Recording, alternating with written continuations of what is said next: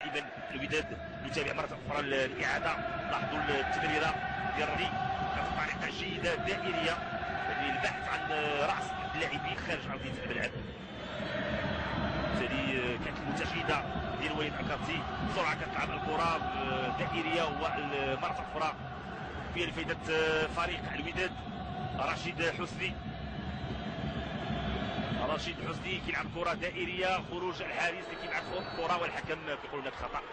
كان تسديد. لاحظوا مره اخرى في معتضى فال اللي ضايق الحارس.